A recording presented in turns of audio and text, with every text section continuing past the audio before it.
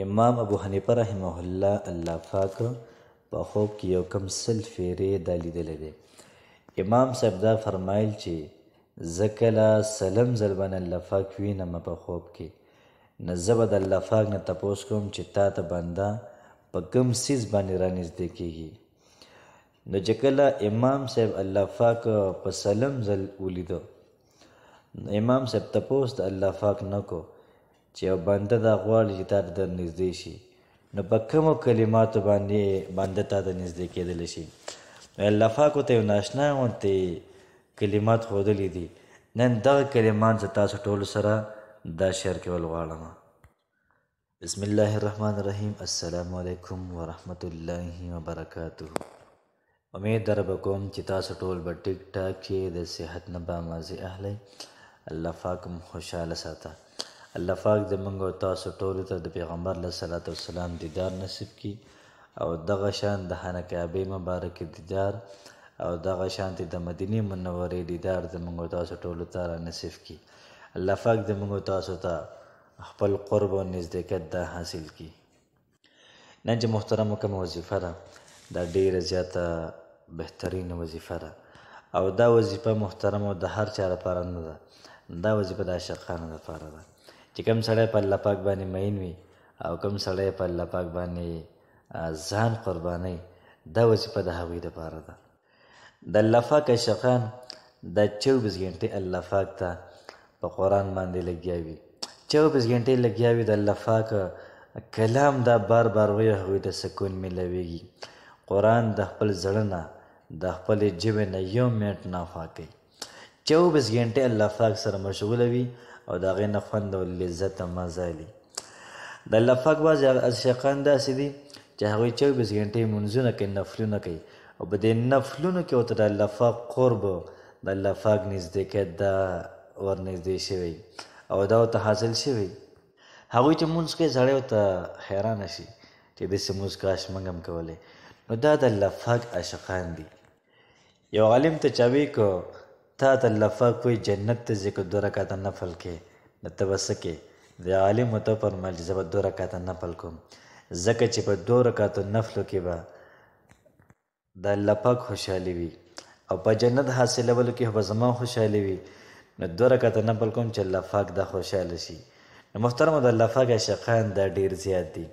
کله کله د الله پاک عاشقان دلته کې ټینګ نه شي، د قرآن په تلاوت باندې دغه شان په منځونو باندې په روژو باندې ټینګ نه شي، لاړ شي الله پاک ته خانه کعبې مبارکې ته لاړ شي، هلته کې الله پاک ته غټې غټې چغې وایي، هلته کې الله پاک ته لاسونه نیولي سر په سجود باندې هلته کې کېږدي، الله پاک ته لګیایي پروردګاره کله کعبې نه تاویږي، کله ملتزم سره خوا کوي، کله د کعبې غلاف پسې ځان مږي، خو دا وي چې الله پاک سره د محبت اظهار کوي.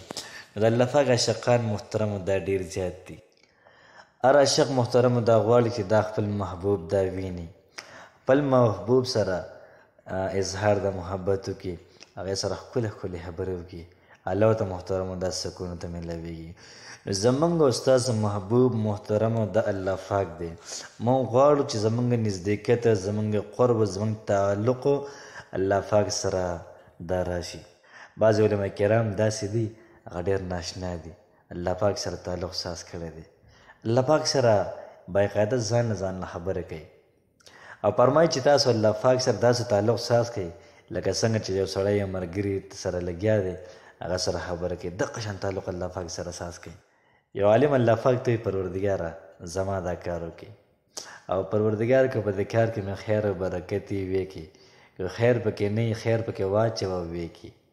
دومره زورور او دومره د الله پاک سره محبت دی چې الله پاک سره څنګه خبره کوي، که خیر پکې نه خیر پکې واچوه او ویې کې. د بعضې خلکو الله پاک سره محترم د خاص تعلق وي، نو خپل رب سره خپل آقا محبوب سره تعلق ساتل پکار دي. مولانا ذکریا رحمه الله یو ځل طالبانو سره ناست او چې کله کمرې ته ننوتو نو خفه و، چې کله واپس راووتو نو خاندلې. طالبانو ته یې حضرت ولې خاندې؟ نو مولانا ذکریا رحمه الله ورته وفرمیل ځکه خاندمه چې منوا کې چوړه الله پاک باندې مې خبره ومنله بیا مې الله پاک پرېښوده. دومره تعلق او دومره محبت د الله پاک محترم د هغوی په زړه کې دی او دومره تعلق یې الله پاک سره خاص کړی دی چې په الله پاک باندې محترم یو قسم د خبره مني. نو موږ هم کوشش کوو چې الله پاک سره خپل تعلق د محترم وساس کړو. په دې کسانو کې امام اعظم ابو حنیفه رحمه الله الله پاک سره محترم او ډېر زیات تعلق او د هغې په بنا باندې محترم الله پاک په دنیا کې وځلو. امام صاحب الله پاک یو کم 100 پیرې دا محترمه په خوب کې لیدلی او هر پیره به امام صاحب الله پاک لیدو. یو ځل د امام صاحب په زړه کې تمنا پیدا شوله چې دا پیر د الله پاک نه تپوس کوم چې تا ته بنده په څه باندې نږدې کېږي. نو الله پاک ورته وفرمیل یو څو کلمات الله پاک ورته وفرمیل چې کم بنده روزانه دا کلمات وی کم بنده روزانه دا کلمات وی دا بنده به لازمي ما ته رانږدې کېږي زما سره به تعلق دا سازېږي. نو زه د هغې کلماتو طرف ته چې الله پاک امام ابو حنیفه رحمه الله ته ښودلي دي نو چې الله پاک ورته ښودلي محترم اثر به ولې نه کوي. نو کوشش کوو چې دا وظیفه په خپله هم وکړو او نور ملګرو سره هم شیر کړو.